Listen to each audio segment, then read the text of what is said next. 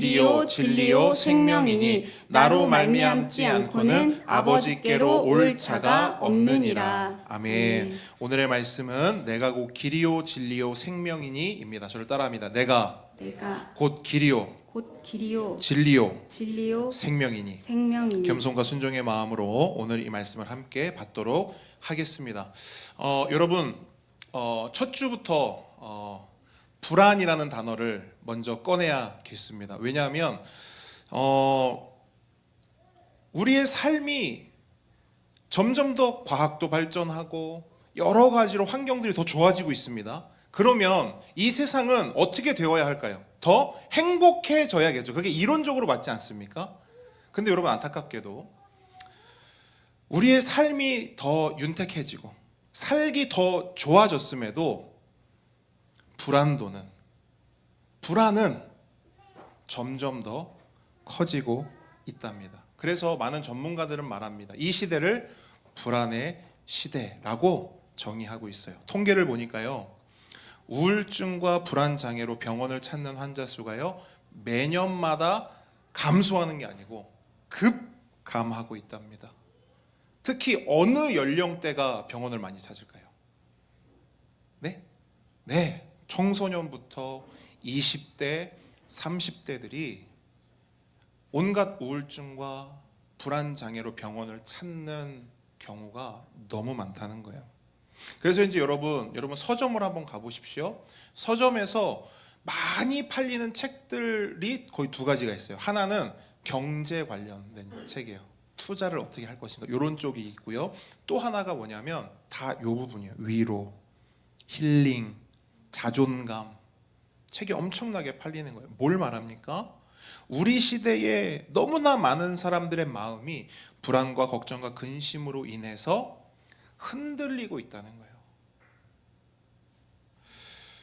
오늘 본문의 배경도 우리가 살아가는 이 시대와 크게 다르지 않습니다.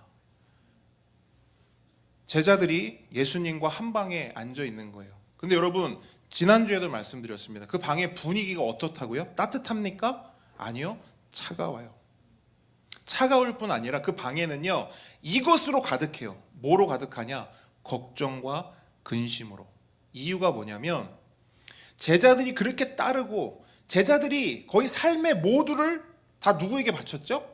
자신의 스승인 예수님께 바쳤단 말이에요. 근데 그 예수님이 연달아 무슨 말씀을 하시느냐? 첫째, 얘들아 나 이제 곧 떠나. 내 모든 걸 다 걸었는데, 내 직업 다 내팽개쳤는데, 내 가족 다 버려두고 왔는데 예수님이 뭐라 그래요? 나 이제 떠나. 또 뭐 말씀하세요?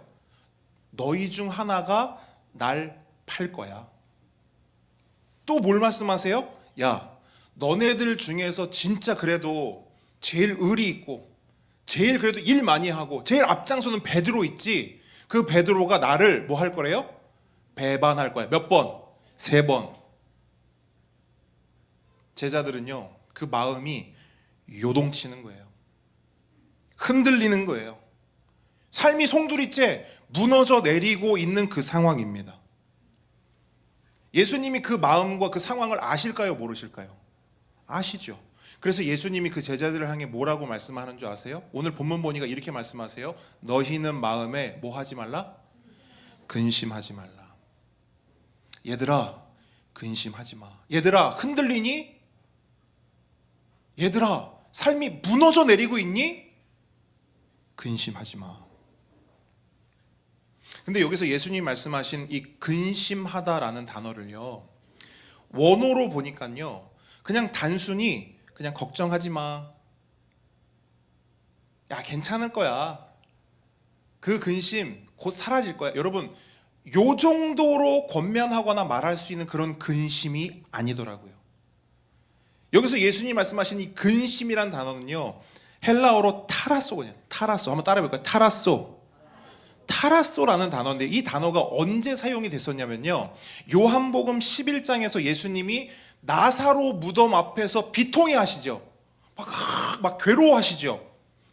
나사로의 죽음을 보며 그 친구의 죽음을 보며 그 영혼의 죽음을 보며 괴로워하신단 말이에요. 그게 바로 타라소예요. 또 하나 12장 가면 예수님이 이제 십자가를 앞두고 예수님이 엄청나게 괴로워하세요. 고통스러워하세요. 그 고통, 그 괴로움, 그게 뭐냐? 그것도 타라소. 그러니까 이 타라소는 그냥 보통 근심, 보통의 불안, 보통의 두려움이 아닌 거예요. 마치 잔잔한 호수에 운석이 커다란 게 하나 꽝 떨어졌을 때, 여러분 상상해 보십시오. 그 잔잔한 호수에 거대한 운석이 딱 쳤어요. 그럼 호수가 어떻게 될까요? 엄청나게 출렁이고 엄청나게 그 물이 흔들리겠죠. 지축이 흔들리겠죠. 바로 요런 상태가 타라소예요. 그러니까 제자들이 지금 요 타라소 가운데 있다는 거예요. 근데 여러분 생각해 보십시오. 우리가 100% 공감은 가지 않겠지만 얼추 생각해 봐도 제자들의 이 낙심과 제자들의 이 불안과 제자들의 이 근심이 어느 정도겠습니까? 아까도 말씀드렸지만 제자들은 예수님께 모든 걸 걸었잖아요. 진짜 모든 걸 걸었어요. 근데 여러분 여기서 중요한 거 하나, 제자들이 예수님께 모든 걸 걸고 예수님을 따랐다 했을 때 제자들은 예수님을 따른 건가요? 아니면 예수님이 주실 어떤 것을 따른 건가요? 그쵸? 예수님이 아니라 예수님 손에 들린 어떤 것, 또는 예수님이 주실지 몰라라고 생각하는 그것을 따른 거죠. 그러니까 여기서 잘 보셔야 돼요. 제자들이 불안해하고 근심하고 타라소라는 그 감정에 놓이게 된 것은 예수님이 떠나서가 사실은 아닌 거예요. 예수님이라고 하는, 뭐라고 표현할까요? 안전지대? 예수님이라고 하는, 이렇게 한번 표현해보죠. 안전자산. 그러니까 예수님과 함께면 내가 뭔가 한 자리 차지할 수 있을 거야. 예수님과 함께면 나도 뭔가를 손에 줄 수 있을 거야. 예수님과 함께면 나는 안전해. 예수님과 함께면 나는 성공할 수 있을 거야. 예수님과 함께면 난 출세할 수 있을 거야. 이게 있었단 말이에요. 근데 보세요. 예수님이, 그 안전자산이 사라져요. 그럼 내 출세 어디로 가요? 사라져요. 내 성공 어디로 가요? 없어져요. 없어져요. 네. 지금 제자들은 요것 때문에 타라소 하고 있네요. 예수님 때문에가 아니라 예수님이 없어짐으로 인해서 내 손에 쥔 것들이, 우리 그때 송구영신 예배 때 살펴본 것처럼 분명 내가 예수님을 손에 쥐면 내 성공과 출세와 이 세상에 살아갈 때 어떤 안정성을 내가 확보했다고 생각했는데 예수님이 사라지면 어떻게 돼요? 모래가 손 사이로 빠져나가듯 다 빠져나가 버리는 그 상황 가운데 제자들이 놓였고, 그것 때문에 제자들은 타라소 하고 있는 거예요. 근데 여러분, 이 상황과 이 배경이 굉장히 중요한 이유가 있습니다. 왜냐하면 우리도 이 제자들처럼 타라소를 늘 경험하며 살아가기 때문입니다. 아마 여러분도 한 명 한 명 깊이 파고들어서 물어보면 여러분 각자가 가지고 있는 안전 자산이 있을 거예요. 여러분이 손에 꽉 쥐고 있는 요거 없으면 절대 안 돼 라고 생각하는 게 있어요. 반대로 요거 없으면 난 끝이야 라고 생각하는 게 있단 말이에요. 그게 여러분 각자의 안전 자산이에요. 우리 보배들은 시험 성적이 안전 자산일 수 있어요. 왜? 시험 성적을 잘 받았어요. 어떻게 돼요? 좋은 학교 가겠죠. 좋은 학교 갔어요. 거기서 또 좋은 성적을 거둬요. 어디 가요? 좋은 직장 가겠죠. 좋은 직장 갔어요. 거기서 일 잘해요. 그럼 뭐가 주어져요? 좋은 환경이 주어지겠죠. 네, 우리 보배들에게도 안전자산이 있습니까? 있습니다. 지금은 좋은 성적이 안전자산이에요. 또 뭐가 있냐? 친구들이 안전자산일 수도 있겠죠. 근데 제가 이렇게 그 두 가지를 안전자산이라고 콕 집어서 이야기하는 데는 이유가 있습니다. 제가 청소년 사역을 하면서 우리 보배들이, 우리 다음 세대들이, 우리 친구들이 가장 많이 흔들리는, 가장 많이 타라소의 순간에 빠질 때가 언제냐? 요 두 가지인 거예요. 첫째, 성적이 완전히 떨어졌을 때 엄청 타라소 하는 거예요. 벌벌벌 떠는 거예요. 그리고 또 하나, 친하게 지내던 친구와 관계가 소원해지거나 끊어지거나 그 무리로부터 추방당했을 때, 추방이라는 표현이 맞는지 모르겠지만 어쨌든 그 함께 어울리던 친구와 관계가 끊어졌을 때 엄청나게 타라소 하는 거예요. 왜 타라소 하냐? 그게 안전자산이었기 때문이에요. 우리 어른들은 어떨까요? 저도 어른들을 이렇게 보면 보통 요 정도에서 많이 타라소 하시더라고요. 직장과 사업이 휘청거릴 때 직장과 사업만 휘청거리는 게 아니에요. 나도 휘청거려. 나도 타라소 해요. 그리고 또 하나 이것도 있더라고요. 건강검진을 했어요. 근데 결과가 딱 건강검진 표를 딱 든 의사가 이렇게 하는 거예요. 딱.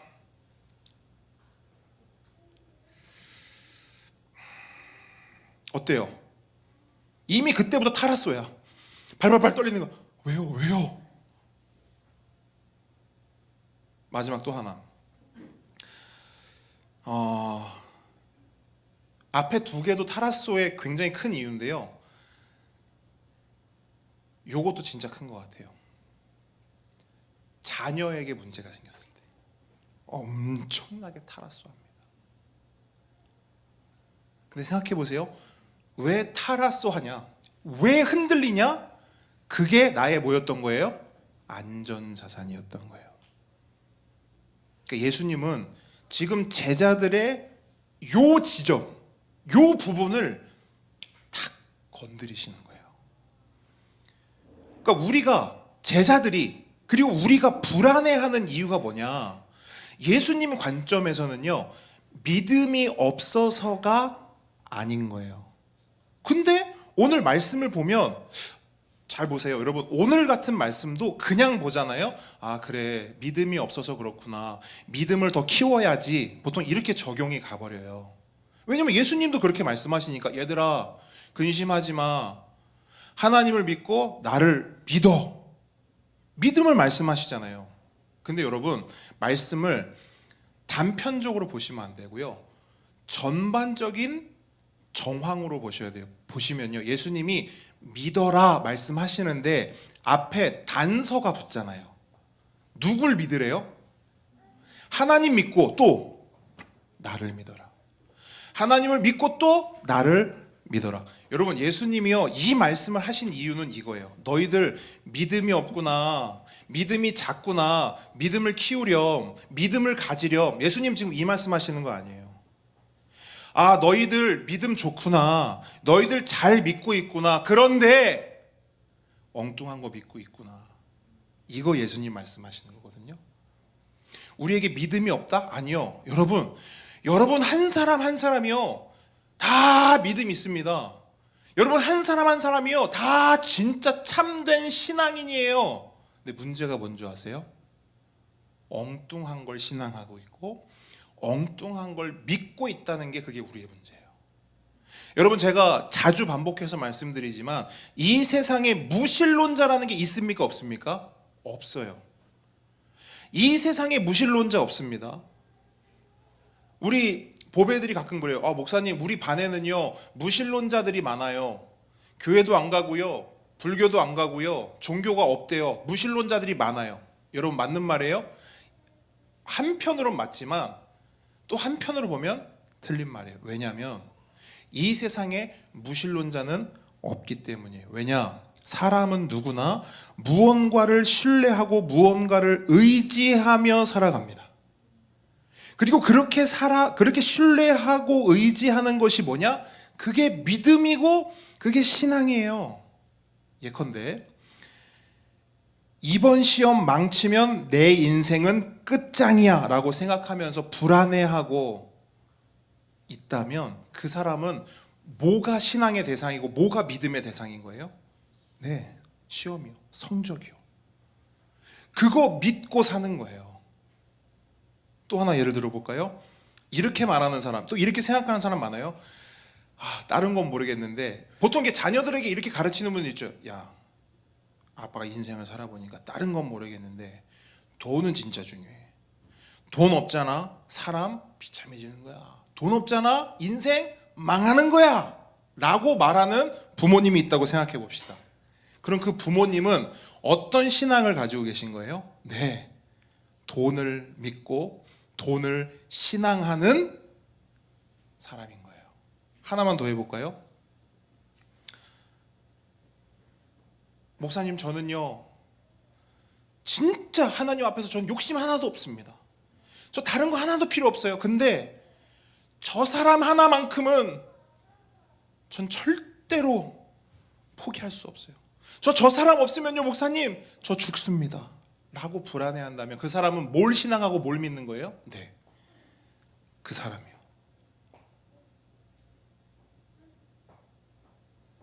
그 사람에게는 사람이 하나님이고 그 사람에게는 돈이 하나님이고 그 사람에게는 성적이 하나님인 거예요. 그래서 그 사람은 돈을 신앙하고 사람을 신앙하고 성적을 신앙하며 그렇게 사는 겁니다. 결국 예수님께서 제자들에게 근심하지 마, 하나님 믿고 나 믿어 라고 말씀하신 이유는 제자들이 뭘 믿고 있었다라고 말씀하시는 거냐면 너희들 나를 따라다니고 나와 지금 이렇게 함께 하고 있지만 너희들의 마음 중심은 나에게 있지 않네? 내 손에 들려있는 그 무엇인가에 있네? 그것이 너희들의 안전자산이네? 그것이 너희들의 예수네? 그것이 너희들의 그리스도네? 그것이 너희들의 메시아네? 그것이 너희들의 하나님이네? 너희들은 그걸 믿고 있네? 아니야.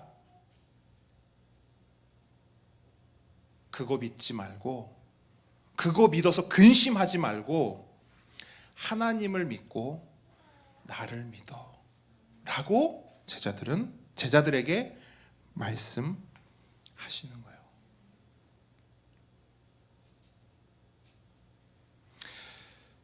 여러분, 예수님의 말씀대로 하나님을 믿지 않고 예수님을 믿지 않고 우리가 엉뚱한 걸 믿고 살잖아요. 그럼 우리는 어떤 줄 아세요? 우리 삶은요 늘 불안합니다. 늘 근심할 수밖에 없어요. 왠지 설명드릴게요. 여러분, 겨울이잖아요. 부산은 사실 그런 경험이나 이런 걸 할 때가 사실 없지만 보통 겨울이 되면 뭐 논이나 밭에 이렇게 얼음이 얼지 않습니까? 부산도 얼음이 옵니까? 얼긴 옵니까? 근데 약간 좀 살얼음이 옵니까? 그러니까 제가 위에서 제가 어렸을 때 자랐을 때는 진짜 논밭이 꽝꽝 얼어가지고 뭐 썰매도 타고 뭐 많이 했거든요. 근데 제가 한 번은 이런 경험이 있단 말이에요. 분명히 얼음이 꽝꽝 얼었다고 생각했어요. 근데 들어갔는데 쑥 빠진 거예요. 여기까지. 예, 제 몸무게라고 생각하시는군요. 그것도 있겠지만 살얼음이 얼었던 거죠. 근데 여러분 생각해 보십시오. 제가 그걸 한번 경험한 이후로는 얼음이 있어도요 어떻게 할까요? 이렇게 하고 올라가서도요 계속 불안한 거예요. 왜죠? 언제 깨질지 모르니까. 여러분 바로 요거거든요. 우리 인생이, 우리 삶이 왜 불안한 줄 아세요? 왜 우리 삶이 근심이 자꾸 찾아오는 줄 아세요? 우리가 서 있는, 우리가 안전지대라고 생각하고 우리가 안전자산이라고 생각하는 그것이 살얼음이기 때문이에요. 여러분께 물어볼게요. 성적이 항상 우리에게 안정감을 주나요? 아니요. 성적은요 오를 때도 있고 떨어질 때도 있어요. 불안해요. 또 여쭤볼게요. 돈이요 항상 충만하게 있습니까? 아니요. 말해요. 사람들은 돈은 있다가도 없는 거고 없다가도 있는 거야. 불안해요. 사람은 어때요? 엄청 오락가락하지 않습니까? 기분이 좋을 때는 한없이 좋아 이 사람이. 근데 기분이 갑자기 안 좋아졌어요? 그럼 우린 어때요? 불안해지는 거야. 여러분, 우리가 믿고 의지하고 우리가 안전자산이라고 생각했던 그 모든 것들, 해 아래 그 모든 것들은 어떤 속성, 어떤 특징을 가지고 있는 줄 아십니까? 살얼음이라는 거예요. 언제 어디서 어떻게 깨질지 몰라요. 근데 우리는 그거 믿고 그 위에서 발발발 떨면서 사는 거예요. 언제 깨질지 모르는 그 살얼음 위에서, 언제 깨질지 모르는 그 사람 위에서, 언제 깨질지 모르는 그 돈 위에서, 언제 깨질지 모르는 내 성적 위에서. 그러니 우리의 삶은 어떨 수밖에 없어요? 벌벌벌 떨 수밖에 없어요. 타라쏘 할 수밖에 없다고요. 근심할 수밖에 없다고요. 그래서 예수님은 말씀하시는 거예요. 그만해. 너희들 그거 그만해. 그거는 살얼음이야. 언제 깨질지 몰라. 그 대신 영원한 반석이신, 흔들리지도 않고 깨지지도 않고 조금의 미동도 없는 그 하나님을 믿어라. 그리고 나를 믿어라. 여러분, 이거예요. 예수님의 말씀이. 우리의 모든 걱정과 근심을 해소하고 해결해 줄 수 있는 유일한 해독제는 뭐냐? 예수님밖에 없다는 거예요. 하나님밖에 없다는 거예요. 우리는 보통 근데 어떤 선택을 하는 줄 아십니까? 불안하잖아요? 그러면 요 생각을 해요. 아, 왜 이렇게 불안하지? 날 불안하게 하는 게 뭐지? 불안 요소를 찾아요. 아, 그래. 돈이 조금 더 있으면 덜 불안할 거야. 그래서 돈을 막 열심히 벌어요. 그 돈이 생겼어요. 돈이 생기니까 덜 불안하네? 그럼 그때부터는 아무렇지 않고 평안할까요? 아니요. 돈이 아닌 다른 불안 요소가 또 생깁니다. 또 그거 해결했어요? 어떻게 돼요? 또 불안 요소가 또 생깁니다. 뭘 말씀드리고 싶냐면, 여러분, 그 불안 요소요, 쫓아다니면서 다 없애도요, 우리의 불안은 해소되지 않아요. 왜? 해 아래 이 세상은요, 불안해요. 하나 해결하면 둘 오고요, 둘 해결하면 넷이 옵니다. 그럼 우린 뭘 해야 돼요? 그 불안한 것들 믿는 것을 멈춰야 돼요. 저건 불안한 거야. 돈도 있으면 좋지만, 그래, 저거 다 믿을 수 없는 거야. 여러분, 돈도 사람도 성적도 믿을 수 없는 거야. 못 받고 뭘 믿어야 되느냐? 하나님 믿어야지. 예수님 믿어야지.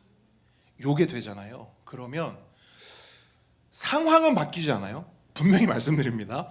나 돈, 사람, 그 다음에 성적, 나 십자가에 못 박고 더 이상 그걸 믿지 않을 거야 라고 하면 갑자기 막 돈도 채워지고 좋은 사람이 막 붙고 성적 오르고, 그러면 얼마나 좋겠습니까만 그렇게는 안 된다고요. 상황은 바뀌지 않아요. 돈도 여전히 없고 사람도 여전히 속썩이고 성적도 여전히 안 올라요. 그런데 뭐가 바뀌는 줄 아세요? 내 마음이 바뀌어요. 상황은 똑같아요. 여전히 우리는 살얼음판을 걸어가고 살아갈 수밖에 없습니다. 근데 내 마음이 든든해지는 거예요. 든든해지는 거예요. 왜? 나를 지탱해주는 하나님이 계시고 나를 붙잡아주는 예수님이 계시기 때문입니다. 이게 중요한 거예요. 사실은요, 우리가 예수님을 왜 믿냐? 상황을 바꾸기 위해 믿는 게 아니에요. 예수님을 믿는 이유는 우리의 마음, 우리의 중심, 우리의 태도를 바꾸기 위함입니다. 우리의 태도와 중심과 마음이 바뀌잖아요. 우리가 세상을 보는 눈이 달라져요. 돈 없어도 괜찮네. 물론 불편은 하겠죠. 근데 괜찮은 거예요. 성적이 낮아요. 성적이 도저히 안 나와. 그래도 괜찮네를 깨닫게 돼요. 사람이 자꾸 떠나고 내 주변에 사람이 없어. 그것도 괜찮은 거예요. 내 마음이 바뀌고 중심이 바뀌고 태도가 바뀌면. 그러니까 예수님은 이 평안함, 이 샬롬을 우리에게 주시기 원한 겁니다. 근데 여러분, 우리가 인생을 살면서 뭐 이것 때문에도 불안해하지만 또 하나 우리를 불안하게 만드는 것이 또 하나가 있습니다. 바로 미래에 대한 불확실성이에요. 2026년 이제 시작했어요. 이제 시작한 건 좋은데 우리 머릿속으로 생각하고 26년 또 한 해 어떻게 살까? 이런 고민이 있어요. 근데 거기서 끝나지 않아요. 10년 후에는 내가 어떨까? 지금 직장 10년 후에도 괜찮을까? 10년 후에 내가 먹고 살 게 있을까? 고민된단 말이에요. 근데 또 우리는요, 진짜 고민하는 존재고 생각하는 존재이기 때문에 우리의 고민과 생각도 거기서 멈추지 않고 더 나아갑니다. 어디까지 가느냐? 내 인생의 끝은 어딜까? 그리고 내가 죽으면 나는 어떻게 될까?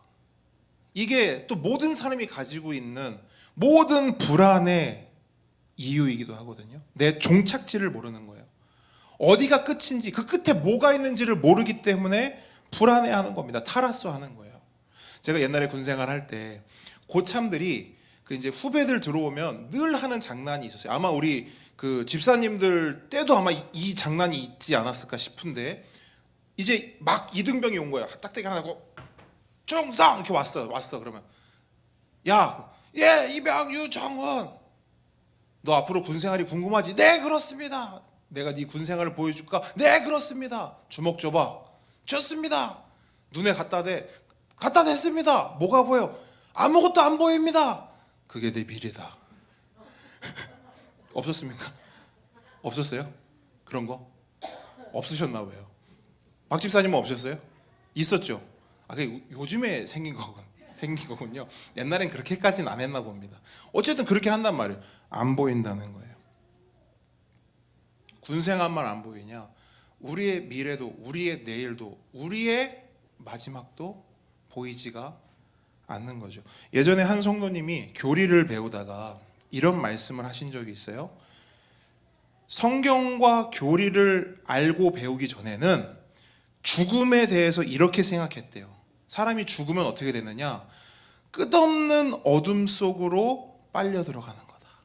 이렇게 생각했대요. 그러니까 우리가 영화 같은 거 보면은 끝없이 펼쳐진 어둠, 그 우주 있죠. 그게 자꾸 생각이 나서 죽음만 생각하면 그렇게 마음이 힘들고 불편했대요. 너무너무 무서웠다는 거예요. 근데 여러분, 이 성도님만 그런 생각을 할까요? 아니요. 정말 많은 사람들이요, 비슷한 생각을 해요. 죽음에 대한 그 막연한 두려움, 그 불안함을 가지고 산단 말이죠. 그런데 여러분, 예수님은 그런 불안함을 가지고 사는 자들을 향해서도 이렇게 말씀하고 있습니다. 본문 2절 말씀 한번 같이 읽어볼까요? 본문 2절. 내 아버지, 시작. 내 아버지 집에 거할 곳이 많도다. 그렇지 않으면 너희에게 일렀으리라. 내가 너희를 위하여 거처를 예비하러 가노니. 아멘. 예수님 말씀하세요. 내 아버지 집에 거할 곳이 적다 많다? 많다. 여기서 아버지 집은 뭘 의미할까요? 천국을 말하겠죠. 그러면 거할 곳은 뭘 의미할까요? 옛날에 우리 부흥사 목사님 선배님들이 오시면 뭐라고 했냐면, 이 거할 곳을 뭐라고 했냐면, 우리가 이제 앞으로 살 집이라 그랬어요. 그러면서 뭐라고 하냐면, 자, 우리 잘 섬겼습니까? 그러면 예, 잘 섬겼습니다. 그러면 궁전 말해. 잘 섬겼습니까? 좀 안 섬겼습니다. 그러면은 45평 아파트. 좀 잘 섬겼습니까? 못 섬겼습니다. 사글세 쪽방 막 이랬단 말이에요.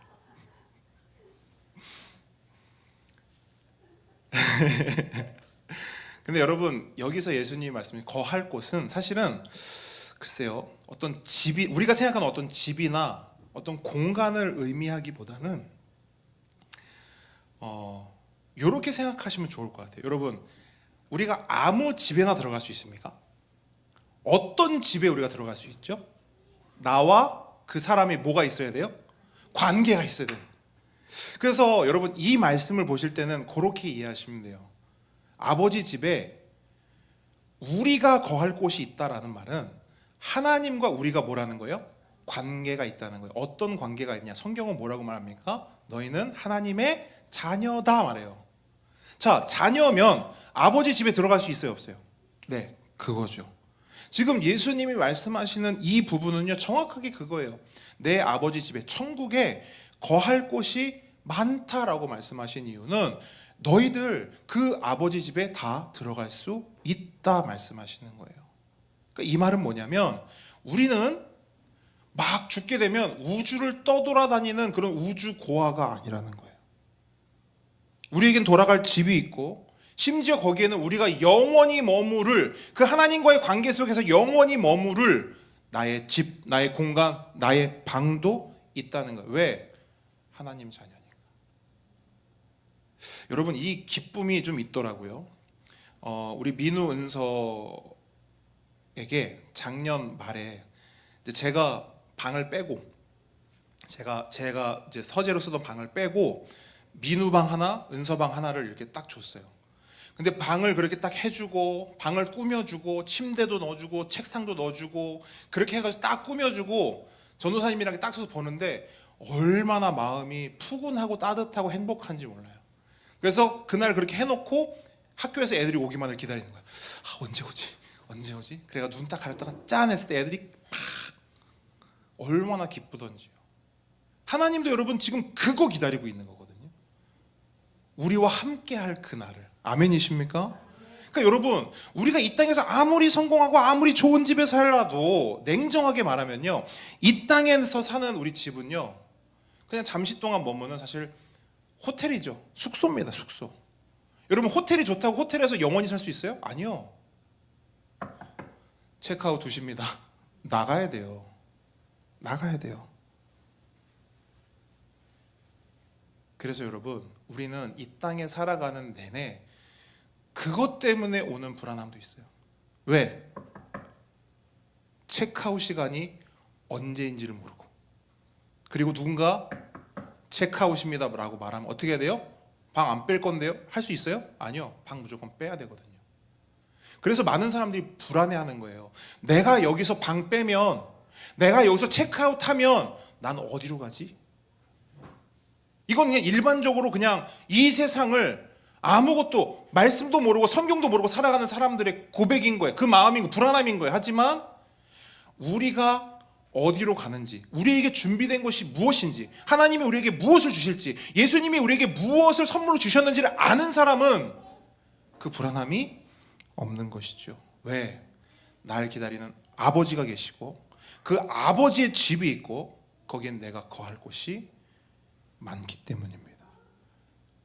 그러면 중요한 질문이 하나가 던져져야 돼요. 그럼 우리 같은 죄인이 어떻게 그 거룩한 아버지의 집에 들어갈 수 있을까? 그죠? 우리는 알잖아요. 죄인은 그 거룩한 아버지의 집에 들어갈 수가 없어요. 그래서 그런 우리를 위해 예수님이 하시는 말씀이 있어요. 말씀 보시면요. 내가 너희를 위하여 거처를 뭐 하신대요? 예비하러 간다. 여러분 이 말씀을 어떻게 이해하십니까? 내가 너희를 위해서 거처를 예비하러 갈게. 저도 어렸을 때 이 말씀을 어떻게 배웠냐면 예수님이 먼저 천국에 가셔서 이 땅에서도 직업이 뭐셨어요? 목수셨잖아요. 이 땅에서 목수셨으니까 먼저 올라가셔서 나무랑 다 준비해가지고 뭐 하고 계세요? 거처 마련하는 거야. 집 짓고 있는 거야. 이렇게 배웠고 이렇게 상상을 했단 말이에요. 아까 그 부흥사 목사님도 그렇게 말씀하신 거거든요. 올라가면 집을 다양하게 지어놓고 그런 생각을 하게 된답니다. 근데 여러분 여기서 내가 너희를 위하여 거처를 예비하러 간다라고 하신 말씀은요 단순히 하늘로 먼저 올라간다 거기서 내가 뭔가를 준비할게의 의미가 사실은 아니에요. 그럼 어떤 말씀이시냐? 예수님이 하늘로 올라가신다는 게 아니고 십자가로 올라가신다는 얘기예요.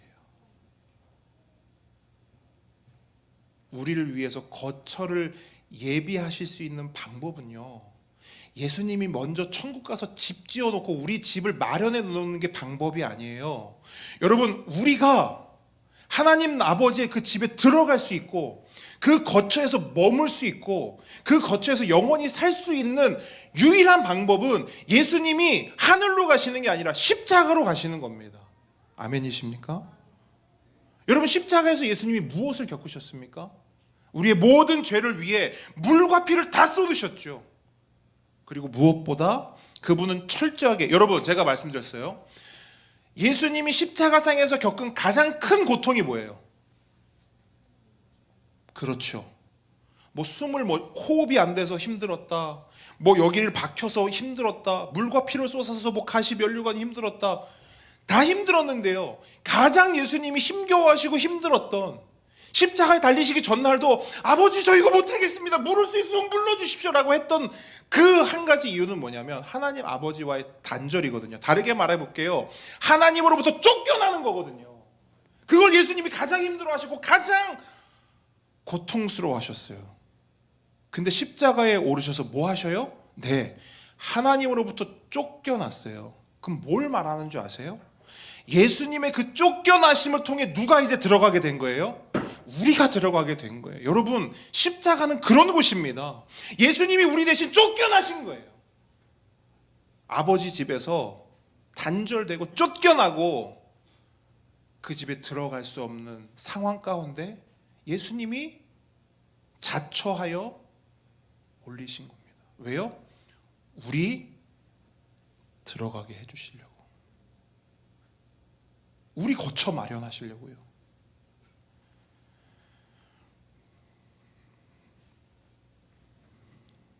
이것이 바로 복음의 비밀입니다. 이게 복음입니다.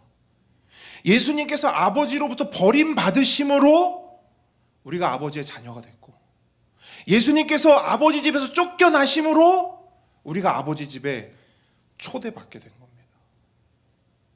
이게 복음이에요.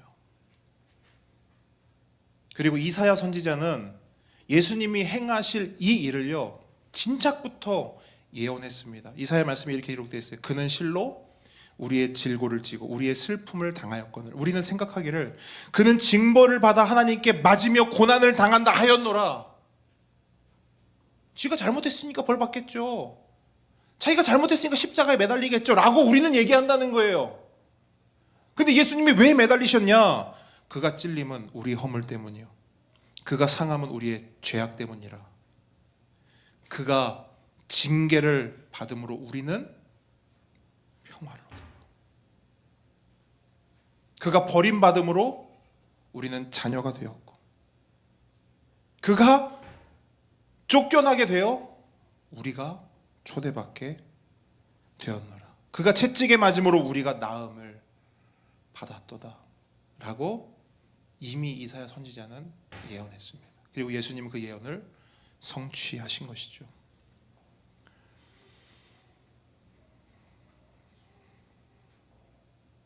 그러니까 예수님은 결국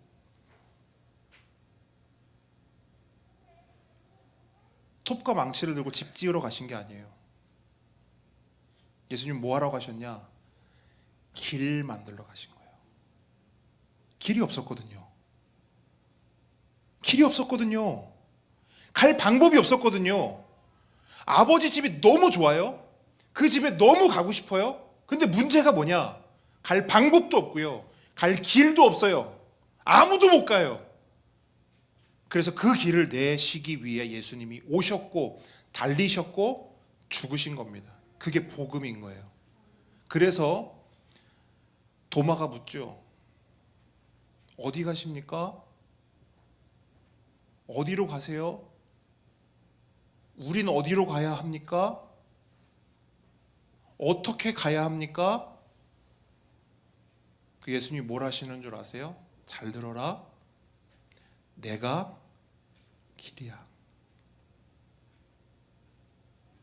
내가 진리야. 내가 생명이야. 여러분, 어떤 사람들은 기독교를 너무 독선적이라고 말해요. 특히 이 말씀을 들어서. 왜 예수님을 믿어야만 천국 갈 수 있냐는 거예요. 다른 길은 없냐는 거예요. 종교가 기독교뿐이냐는 거예요. 불교도 있고 이슬람도 있고 힌두교도 있고 다 있는데 왜 저 교회 다니는 사람들, 왜 저 기독교, 왜 성경은 예수님을 믿어야만 천국 갈 수 있냐고 말하냐는 겁니다. 여러분 사회생활 하다 보면 반드시 한 번쯤은 듣게 되고 받게 되는 공격 아닙니까? 우리 보배들도 학교에서 또는 SNS에서 봤을 거예요. 기독교 편협해. 기독교 독선적이야. 예수를 믿어야만 천국 갈 수 있대. 난 그런 기독교 믿지 않을 거야. 그런 교회 가지 않을 거야.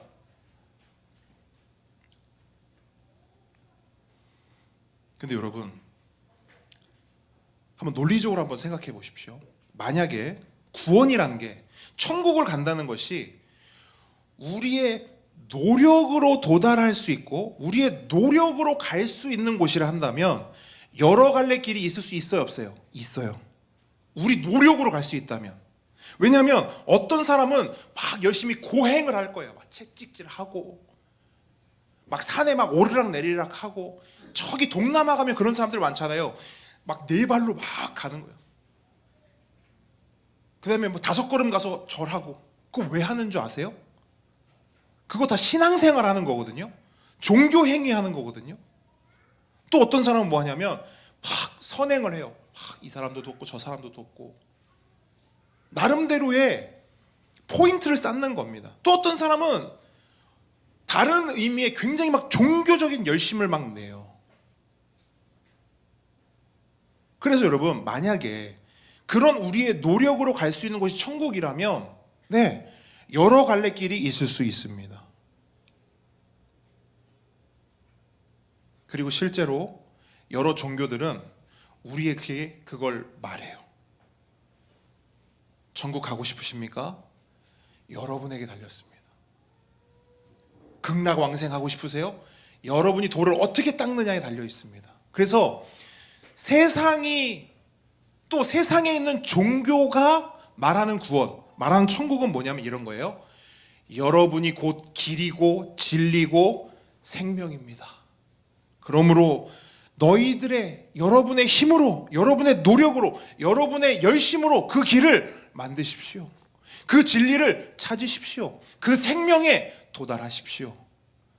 여러분에게 달렸습니다. 이게 이 세상에 존재하는 모든 종교의 메시지예요. 근데 기독교는 다르죠. 기독교는 아예 처음부터 전제를 뭐라고 다느냐? 길 못 만듭니다. 진리 없어요. 생명 얻을 수 없습니다. 기독교는 여기서 시작한다고요. 여러분의 힘, 그 힘으로 안 됩니다. 여러분들의 노력, 아무리 노력해 보십시오. 그 노력으로도 안 됩니다. 여러분의 힘과 노력으로는 단 한 발자국도 그 길에 발 들여놓을 수 없습니다. 그래서 다른 모든 종교와 다르게 기독교가 전하는 메시지가 뭔 줄 아세요? 우리가 올라가는 것이 아니라 하나님이 우리를 데리러 직접 내려오셨다. 이게 기독교의 메시지의 핵심입니다.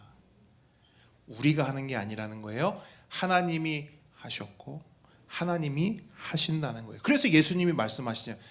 그런 의미에서 내가 곧 길이고 진리요 생명이다. 이 말씀하시는 거예요. 내가 길 만들었어. 내가 너를 인도할 거야. 내가 너와 함께 할 거야.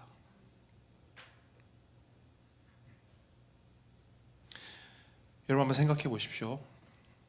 여러분이 캄캄한 밤에 어떤 낯선 도시에 떨어졌어요. 길을 잃었어요. 근데 스마트폰 배터리도 다 나갔고 말 그대로 칠흑 같은 어둠 속에 있는 거예요. 근데 그때 누군가 여러분 옆에 나타난 거예요. 아무것도 안 보이는데 사람 인기척이라는 게 있잖아요. 옆에 나타났어요. 근데 여러분 손에 뭘 하나 딱 쥐어줘요. 자 이거요. 이 동네 지도인데 이거 보고 알아서 찾아오세요. 이러고 갔어요. 자 그럼 어때요 여러분? 든든합니까? 왜 든든하지 않죠? 왜 든든하지 않죠? 지도 있잖아요. 지도가 있으면 뭐예요? 볼 수가 없는데. 껌껌해서 볼 수가 없는데 지도가 있으면 뭐 하냐고요. 근데 그렇게 낭망하고 낙심하고 있는데 야 나 큰일 났다. 나 여기서 꼼짝없이 죽게 되었다 하는데 갑자기 자동차 소리가 나는 거예요. 그 사람이 이러는 거예요. 길을 잃으셨나요? 네. 찾아갈 수가 없네요. 제 차에 타세요. 왜? 제 차에 타세요. 괜찮을까요? 타세요. 제가 집 앞까지 모셔다 드리겠습니다. 그럼 어때요?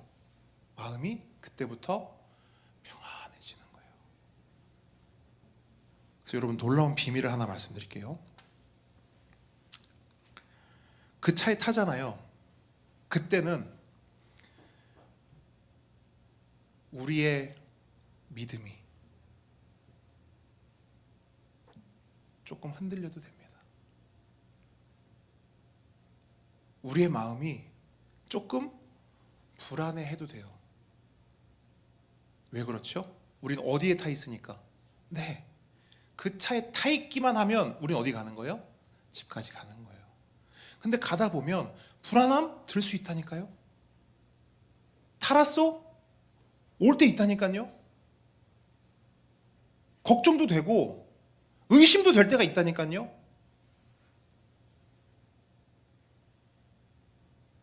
근데 중요한 건 뭔지 아세요? 시간이 지나고 주위를 둘러보면 어느새 우리는 어디 와 있어요? 집에 와 있어요. 그게 예수님이 말씀하시는 야, 내가 길이야. 내가 진리야. 조금 불안해? 의심돼? 걱정하지 마. 눈 떠보면 생명이야. 그래, 내가 생명이야. 여러분, 예수님이 이 땅에 오신 이유는 구원받을 방법을 우리 손에 쥐어주기 위해서 오신 게 아니에요. 자, 받아. 자, 이거 구원받을 방법이야. 이거 보고 네가 알아서 구원받아야 돼. 이거 하러 오신 거 아니거든요, 예수님은. 이거 하는 건 누구냐? 다른 종교들이고요. 예수님이 하신 이유는 뭐냐면, 야, 타.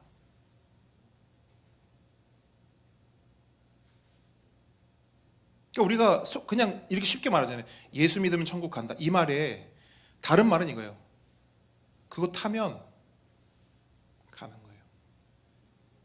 왜? 예수님이 길이요 진리고 생명이기 때문에. 아멘이십니까? 말씀을 맺습니다. 여러분, 우리는 26년을 맞이했어요. 그런데 26년은 어쩌면 여전히 불확실한, 그리고 우리를 불안하게 한, 또 우리를 타라스하게 할 그런 한 해일지도 모르겠습니다. 그때 세상은 우리에게 속삭입니다. 불안하지? 없어서 그래. 돈을 더 벌어. 불안하지? 친구가 없어서 그래. 친구를 더 많이 사귀어. 불안하지? 너 성적이 낮아서 그래. 더 성적을 올려. 더 열심히 공부해. 라고 말할 거예요. 근데 여러분, 그거 다 해봐도요, 우리의 불안함은 사라지지 않을 겁니다. 우리가 그 모든 불안함으로부터 벗어나서 진정한 샬롬, 진정한 평안을 얻을 수 있는 것은요, 그 모든 것들을 뒤로 하고 먼저 뭘 잡는 거예요? 예수님을 잡는 거예요. 예수님을 믿고 예수님을 의지하며 그렇게 하나님을 신앙하며 나아갈 때 여러분, 우리 안에 참된 평안과 샬롬이 주어질 줄 믿습니다. 그래서 여러분, 예수님께서 말씀하시는 거예요. 내가 길이고 진리고 생명이다. 그것을 받아 누렸으면 좋겠다라고 26년 첫 메시지로, 첫 설교로 하나님은 우리 함께 걷는 교회 우리 모든 성도님들에게 말씀하고 있습니다. 여러분, 그 말씀을 아멘으로 받으시고 26년 한 해 우리가 매주 고백하는 고백처럼 예수님 잘 믿는 우리 모두가 되길 주님으로 축원합니다. 그 예수님을 잘 전하는 우리 모두가 되길 축원합니다. 그렇게 그 길 되시고 진리 되시고 생명 되시는 그 예수님만 붙잡고 나아가는 저와 여러분 되기를 우리 예수님의 이름으로 축원하며